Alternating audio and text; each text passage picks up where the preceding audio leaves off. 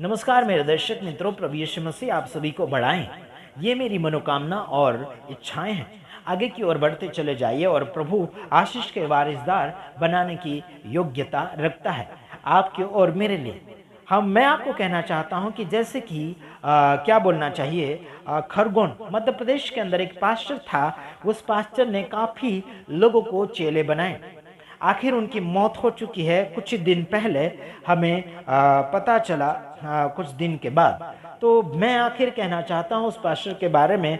हमने काफ़ी बातें अच्छी सुनी थी, काफ़ी बातें अलग अलग प्रकार की भी हमारे पास आई, लेकिन सारी बातों को मद्देनज़र रखते हुए हमने निष्कर्ष यही निकाला था कि प्रभु यीशु मसीह के बारे में उन्होंने काफ़ी अच्छा संदेश मध्य प्रदेश खरगोन के अंदर और अलग अलग जिलों के अंदर, गाँवों के अंदर उन्होंने मुश्किल का सामना करते हुए प्रभु यीशु मसीह का प्रचार किया और काफ़ी जवान लड़कों लड़कियों को, काफ़ी लोगों को उन्होंने चेला बनाया।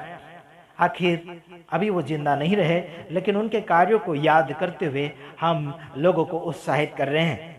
उनके द्वारा काफ़ी चेले तैयार हुए, काफ़ी क्या बोलना चाहिए, बाइबल कॉलेज में उनके द्वारा काफ़ी लोग शिक्षित भी हुए, उनके द्वारा भेजे गए, काफ़ी लोग शिक्षित हुए। प्रभु यीशु मसीह उन्हें बहुत ऐसे आशीष करें। और उनका नाम है क्या बोलना चाहिए, पास्टर कैलाश डावर। वो काफ़ी अच्छे सेवक थे और दूसरों के लिए आशीष का कारण बने थे। उन्हीं के चेले बनते गए बनते गए बनते गए। उन्हीं के चेले उनके खिलाफ में भी उठे थे, उनके विरोध में भी उठे थे, लेकिन आखिर कोई बात नहीं, है ना। गुरु तो गुरु होता है ना। दुख तो जरूर होता है जब वो मर जाते हैं। आखिर वो नहीं होते तो हम किस रीति से आगे की ओर बढ़ पाते। ये विचार सबको आता है, हमें भी आता है और दूसरे को भी आता है। हालांकि हमें जिस व्यक्ति ने खड़ा किया उसके बारे में अगर हम सोचें तो बहुत कुछ लंबी बातें होती हैं। परमेश्वर ने सलामती दे और बड़ा आशीष दे। आखिर मैं बात करना चाहता हूँ मध्य प्रदेश खरगोन जिला का, यानी कि खरगोन का ही एक पास्टर है। वो झाबुआ जिला से खरगोन में जाकर क्या बोलना चाहिए, वहाँ पर शिफ्ट हुए थे और क्या बोलना चाहिए, अलग अलग गांव में उन्होंने काफ़ी अच्छी सेवकाई फैलाई और काफ़ी विरोध का भी सामना उन्होंने किया और आगे की ओर बढ़ते गए। प्रभु ने क्या बोलना चाहिए, अभी मैं उनके लिए श्राप भी नहीं दे सकता और आशीष भी नहीं दे सकता, लेकिन उनके कार्यों का बयान जरूर कर सकता हूँ। आखिर उनका क्या बोलना चाहिए, उनके बच्चे हैं, उन्हें प्रभु आशीषित करें और उनके पिताजी के द्वारा जो सेवा चल रही थी वो जरूर बच्चे चलाएंगे, ये उम्मीदें हमारी है। आखिर प्रभु उन्हें सलामती दें।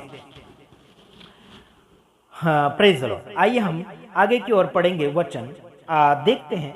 जैसे कि लिखा है इफिसियोस का 4 का 2 वचन, उसमें लिखा अर्थात सारी दीनता और नम्रता सहित और धीरज धरकर प्रेम से एक दूसरे की सहल। हमें एक दूसरे की सहन करना होगा। मेरे भाइयों बहनों, आपका सेवक हो गया, आपका गुरु हो गया, क्या बोलना चाहिए, आपका अगुवा हो गया, जो भी है, आपको कड़वा बोला होगा, आपको जो भी बोला होगा, उनका आप सहन कीजिए। अपने मित्रों का सहन कीजिए, अपने पड़ोसी का सहन कीजिए, अपने विरोधियों का सहन कीजिए। और वो पूरी तौर से आपके शरीर के साथ भी, मतलब आपका शरीर भी सहन करने लायक होना चाहिए। प्रभु आपको सलामती दें। आखिर आगे मैं आपको बताना चाहता हूँ, धीरज यानी क्या बोलना चाहिए, धीरज धरकर प्रेम से एक दूसरे की सहलो।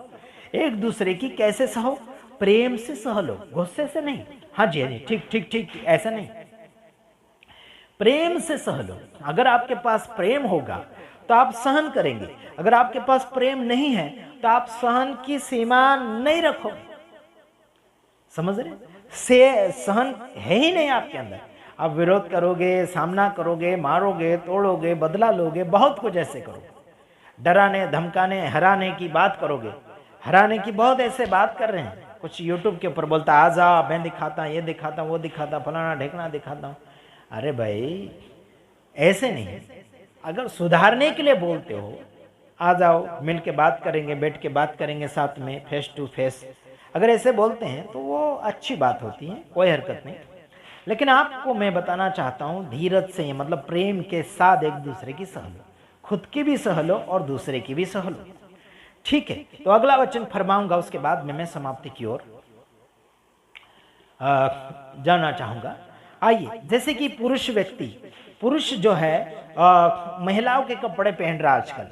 कोई साड़ी पहन रहा है, कोई अलग अलग प्रकार के, यार उन कपड़ों का नाम बोलना भी हमें शर्म आता है, लेकिन ऐसा चल रहा है। मैं आपको पढ़कर सुनाना चाहूंगा, जैसे कि लिखा व्यवस्था विवरण उसका 22 का 5 में, कोई स्त्री पुरुष का पहरावा ना पहने, कोई भी स्त्री पुरुष का पहरावा ना पहने, मतलब कोई भी लेडीज स्त्री कहा गया, स्त्री कहा गया। समझ में आता है कि नहीं मेरे भाइयों बहनों?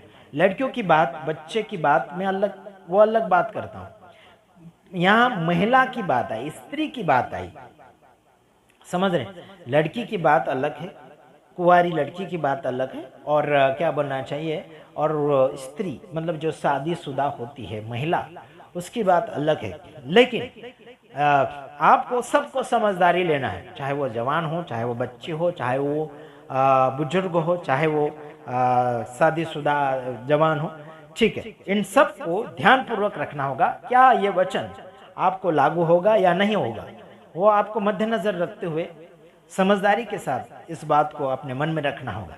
आइए देखते हैं, कोई स्त्री यानी कि पुरुष का पहरावा ना पहने, मतलब पहरावा कपड़े की बात आई, और आगे लिखा और न कोई पुरुष स्त्री का पहरावा पहने।